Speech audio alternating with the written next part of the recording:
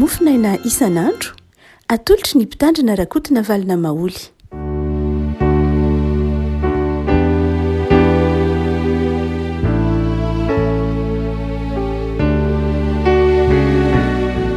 Faminaraba tsika riavako tratra ity Alakamisy fa folon'ny volana Oktobra ity ny Mofonaina voalahatra ao antsika dia ny bokin'ny Isaia mpaminany, Isaia toko faha-efapolo, Isaia toko faha-efapolo ny andininy fafito amby roapolo ka hatramin'ny andininy faha-iraika amby telopolo. Isaia toko faha-efapolo andininy fafito amby roapolo ka hatramin'ny faha-iraika amby telopolo. Vakina amin'ny anaran'i Jesosy zany ry havako. Nahoana no miteny ianao ry Jakoba ary milaza ry Israely io hoe miafina tsy hitan'i Jehovah ny lalako ary mielina tsy hitan'Andriamanitra ny raha ny tokony ho aho? Tsy fantatrao va? Tsy farenao va? Fa Andriamanitra mandrakizay Jehovah, izy ny namorona ny faran'ny tany, tsy mba mety ho reraka na sasatra izy, tsy takatry ny saina ny fahalalany, mampatanjaka ny reraka izy ary izay kely hery dia omeny hery be. Na dia ny tanora fanahy azy dia ho reraka sy ho sasatra, ary na dia ny zatovo aza dia mety ho tafidoina mafy, fa izay miandry an'i Jehovah dia mandroso hery kosa. Elatra ny akarany tahaka ny voromahery, hiazakazaka izy nefa tsy ho sasatra, handeha izy nefa tsy ho reraka. Ray masonao manao masinana ny fahamarinana ny tenao no ho fahamarinana. Amen. Misy fotoana rehefa malala mametra-panontaniana ny olona na ny mpanompon'Andriamanitra aza, mametra-panontaniana ny amin'ny hoe ahoana moa ny fomba fitondran'Andriamanitra? Ahoana marina tokoa moa ny planin'Andriamanitra?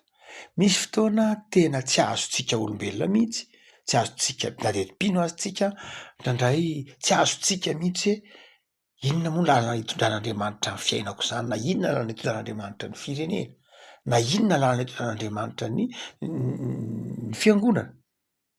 Amin'ity boky ny Isaia mpaminany ity dia tojo izany fanontaniana saro-paliana izany ny zanak'Israely. Ny Joda zany io. Isaia moa dia misy Isaia telo naroatra ny bokin'ny Isaia mpaminany, tsy hoe Isaia anao, tsy hoe marina fa anarana hoe Isaia io, fa ny Isaia voalohany ihany ny Isaia. Fa ny Isaia faharoa sy fahatelo dia tsy fantatra na Isaia na tsy Isaia ny anarany. Ka ity Isaia toeperantantsika ity, Isaia toko manomboka toko faha-sivy amby telopolo dia Isaia faharoa. Isaia faharoa no miteny. Ary Isaia faharoa izay efa azo lazaina hoe hivoaka na efa tafavoaka ny fahababoana ny zanak'Israely. Andalana ivoahana fahababoana fa zanak'Israely zany, ary rehefa tafaverina ny fahababoana izy dia nametra-panontaniana hoe ahoana moa Andriamanitra no ianao mampanantena anay afaka avy any amin'ny fahababoana zahay afaka avy any amin'ny fanandevozana fa ny Babilôna, 70 taona, 800 taona zay ny tany Babilôna, tonga eto amin'ilay tanàna nilaozana nandritry ny 70 taona sy ny 80 taona. Jere izy ato izy, rava ny tanàna, rava ny manda, rava ny tempoly, ny fiarahamonina tsy maro toerana intsony, ny tany azy efa nisy naka, misy makahala sy ny sisa rehetra. Ary dia mby amina fanarena pirenena ny zanak'Israely amin'ny Isaia faharoa. Manarina firenena, manarina firenena. Ary raha mamaky tsara ny tantaran'izy raha sy Nehemia isika dia tao anatin'izany vanim-potoana zany no tandrifa ity Isaia toko Isaia faharoa sy ny Isaia fahatelo mihitsy ao anatin'izay fanarena pirenena zany. Raha ohatra ka mitentsika hoe fanarena pirenena dia amin'ny soratra masina moa dia ny fanahy aloha ny voalohany, ary dia manomboka amin'ny fahalavorarian'ny fifandraisana amin'Andriamanitra ny fanarena pirenena. Tsy ny fanarena pirenena ihany io fa ny fanarena mpiainana mihitsy. Raha misy olona arenina ny fiainany na te hiarina ny fiainany dia voalohany ny ara-panahiny aloha ny voalohany tsaboana, na manomboka amin'ny fiainana ny fahalavorarian'ilay fifandraisana amin'ilay Andriamanitra pahary, fahalavorarian'ilay fifandraisana amin'Andriamanitra no voalohany isiany ny fanarenana. Tsy n'izao tontolo izao mantsy rehefa manarina dia ny lafiny materiel zay ny voalohany hazakazahana, tsy diso akory zay, fa tsy zay ny voalohany. Ny voalohany dia izao milamina tsara be ny fifandraisan'ny olona amin'Andriamanitra. Ary zay no asehony fanarenana nataon'izy raha sy Nehemia.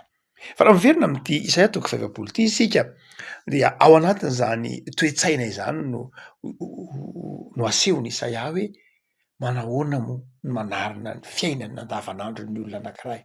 Nandalo fizahan-toetra mamay izy fitopolo taona ho an'ny zanak'Israely. Misy olona nandalo fizahan-toetra mamay, nandalo ataontsika hoe kapoka mihitsy ary mety ho nandalo zava-manahirana izay mety ho heveriny hoe vokatry ny fahotany ve, mety ho heveriny hoe vokatry ny tsy nentina taony ve anariny izy ary nandray lesona ry dia inona no mitranga ho an'ny zanak'Israely ny jody eto de zao rehefa miverina fa am'zany fahababony zany eto de zao mbola kivy izy efa ahoana Andriamanitra ahoana nahoana moa ianao de tahak'izao e zay efa baby nandritra ny fitopolo taona miverina zay de zao mbola jere mbola fahantrana ihany miandry anay de zay mahatonga za Mpitandrina manao hoe tena miafina aminao Andriamanitra ny lalana ary mielina ary tsy hitan'Andriamanitra intsony rary ny tokony ho anay.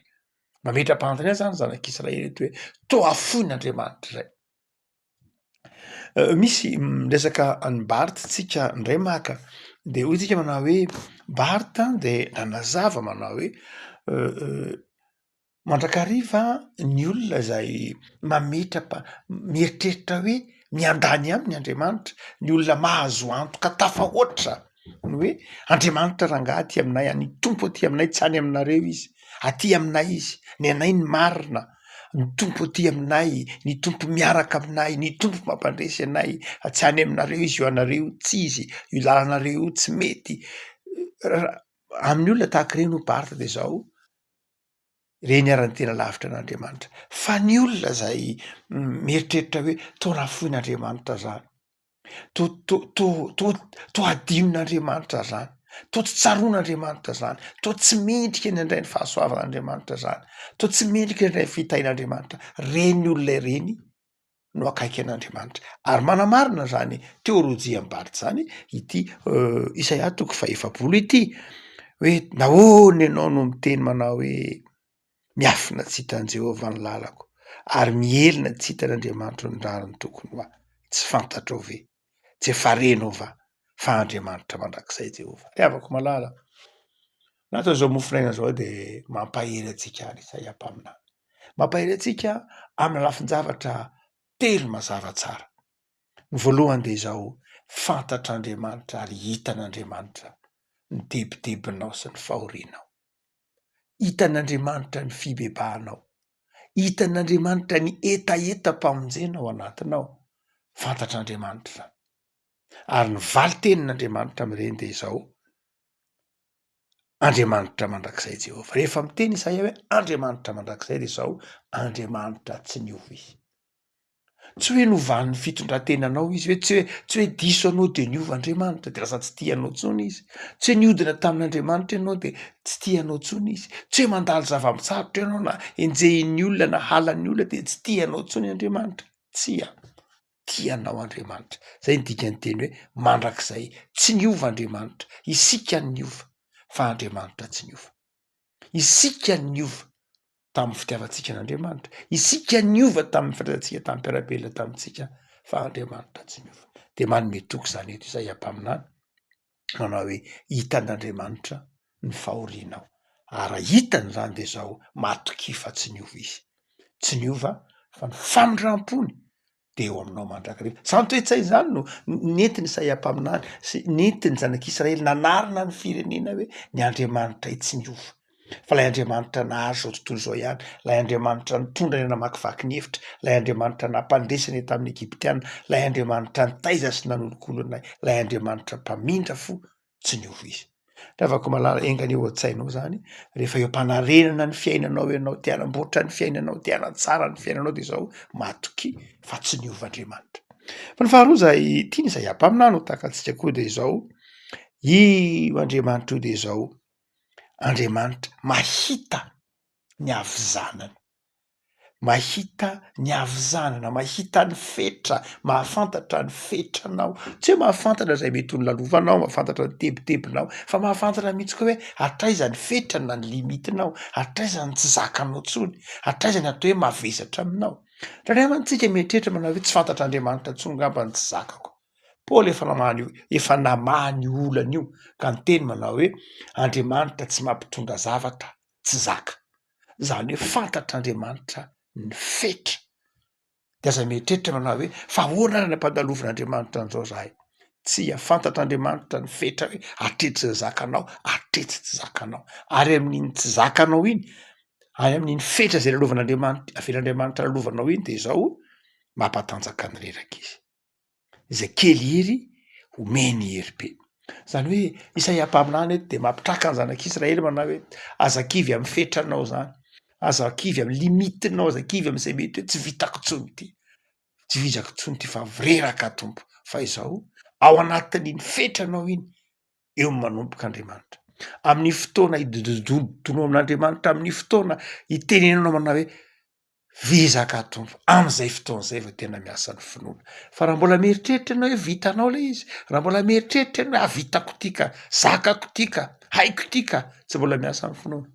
Fa amin'ny fotoana zay itenenanao tahaka ny zanak'Israely manao hoe reraka tompo, vizaka tompo, trotraka tompo, tsy zakako tsony ty, am'izay fotoan'izay miasa ny finoana, miasa ny filazantsara, miasa Andriamanitra. Zay ny dikan'io teny io manao hoe mampahatanjaka ny reraka izy. Fa ny fahatelo zay ampahelezany zay ampaminany ny zanak'Israely de izao ny fahatokina an'Andriamanitra. Fahatokina an'Andriamanitra. Rehefa ao anatin'ny ady sarotra ao ampanariran-javatra ianao, za manarina zavatra zany, za mamboatra zavatra zany, za manomboka zavatra vaovao zany, mazava ho azy tsy mora. Mazava ho azy tsy mora. Ary mety eo ampanaovany zavatra intelo inefatra mamerina, ndraindray ary mety maty entsika hitantsika eo bokin'izy Ra sy Nehemia, zay mandana tsangan'i Nehemia ravaravan'ireo olona manodidina azy, hitantsika nakalan'ny jiosy tamin'ny fotoana andro, hitantsika eo bokin'i Nehemia reko milazatsika teo. Fa izao eto Isaia mpaminany de apiditra toe-tsaina vaovao hoe manana toe-tsaina mahatoky an'Andriamanitra. Manana toe-tsaina mahatoky an'Andriamanitra, manana toe-tsaina tsy latsaka ao anatin'ny fankahalana, tsy latsaka ao anatin'ny ny fialonana, tsy latsaka ao anatin'ny ataontsika hoe ny valifaty, fa izao miandrasa an'i Jehova. Iny faharoa amby telopolo, miandrasa an'i Jehova. Ny olona mahatoky an'Andriamanitra de mandroso hery. Zany hoe itsika mahatoky an'Andriamanitra io de manjary lasa manana herim-panahy, hanana vina vaovao sy hanomboka vaovao. Izay miandry an'i Jehova mitombo hery kosa. Elatra ny akarany tahaka ny voromahery. Hiazakazaka izy nefa tsy ho sasatra, andeha izy nefa tsy ho reraka. Tsy hoe tsy mandeha satria miandry an'Andriamanitra. Tsy hoe tsy manao ninonninona satria miandry an'Andriamanitra. Tsia, mandeha izy fa tsy reraka. Tsy hoe tsy mihazakazaka izy satria miandry an'Andriamanitra, tsy hoe tsy manao ninonninona, mihazakazaka izy fa tsy sasatra. Ny olona miandry an'Andriamanitra zany de tsy olona midona-poana, ny olona tsy manao ninonninona, fa mihazakazaka izy.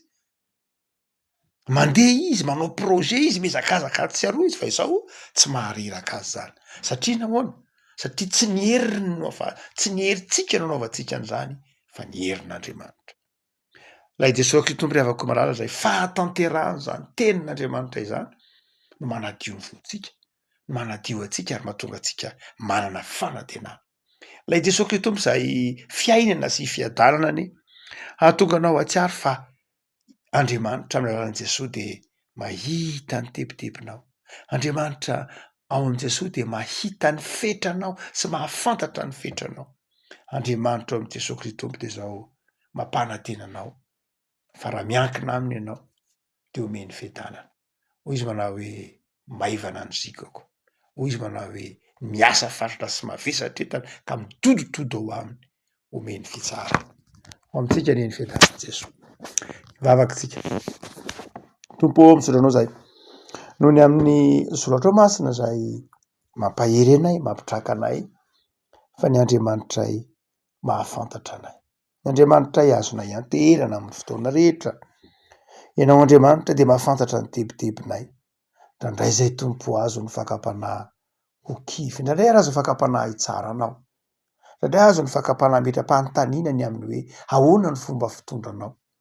Saingy mazava tompo fa ny fomba fitondranao fiadanana sy fifaliana. Zao tena ny herinandro rao momba anay tompo tsara. Marino aminay ny teninao fa Andriamanitra mandrakizay ianao tsy miova ianao. Amarino aminay ny teninao amin'ny fiainana isan'andro fa zay miandry ianao tsy reraka. Izay manana anao ny tombohery, mampatanjaka ny ketraka sy ny reraka ianao. Jereo ireo marary ny trano Jesosy sy trano. Jereo ireo manana olana sy ady am-panahy, ho aiza moa izy ireo tompo? Ao aminao ny misy ny fiainana. Dia omeo anay ny fahindrena sy fahazavan-tsaina. Hoentinay manompo anao sy mijoro vavolombelona. Dia mitoeram-piamponay tompo anananay fiadanam-po sy fifaliana amin'ny fiainana isan'andro. Ianao efa nanome toky fa Andriamanitra tianay dia miarova anay, mitahy anay Jesosy. Amen.